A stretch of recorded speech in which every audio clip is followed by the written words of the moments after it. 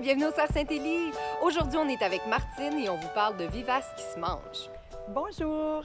Aujourd'hui, je vais vous parler des fleurs comestibles, une autre façon de profiter des fleurs de l'été. Donc, on a regroupé plusieurs variétés. Il y a les hémérocalles, il y a différentes variétés. On peut les manger soit en bouton, soit qu'on peut les faire frire aussi avec du tempura. On peut détacher les pétales et les manger avec de la trempette en salade avec une inspiration quelconque, là, mais toute la fleur est comestible. Il faut juste s'assurer d'enlever les pistils et les étamines. Là, on enlève tout ça, mais on mange les pétales.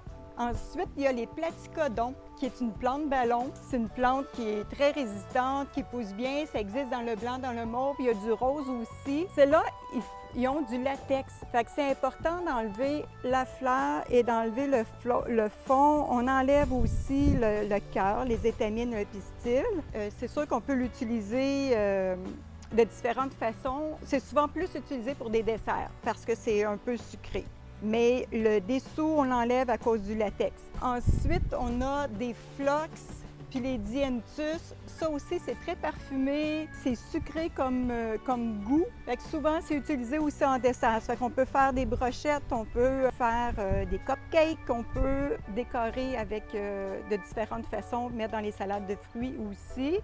Il y a aussi les fleurs de hosta. Les gens, je pense, connaissent de plus en plus les fleurs de hosta qu'on peut manger. Eux aussi, c'est la même chose. On enlève les étamines là à l'intérieur.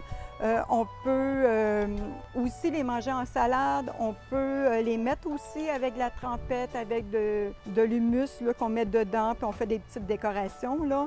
Et les boutons se mangent aussi. Il y a aussi la ciboulette à l'ail. C'est une vivace qui est de plus en plus installée, intégrée dans des plates-bandes parce que elle a une belle allure. Puis, c'est une belle floraison. Il commence à fleurir à ce temps-ci. Souvent, c'est ça, il y a un peu moins de choses en fleurs à ce temps-ci. On l'installe dans les plates-bandes. C'est très florifère. On peut utiliser les fleurs aussi, bien, toute la tête de fleur, la fleur, la feuille. La différence entre une ciboulette ordinaire et une ciboulette à l'ail, c'est que la feuille est plate. Puis c'est doux aussi comme goût, là. Fait que ça aussi, c'est une belle variété qu'on peut utiliser. Si vous avez, bon, ça peut être de l'agastache qui est vendu souvent avec les fines herbes au printemps, mais qui est une vivace, qui fait des petits épis un peu comme les salvias, là.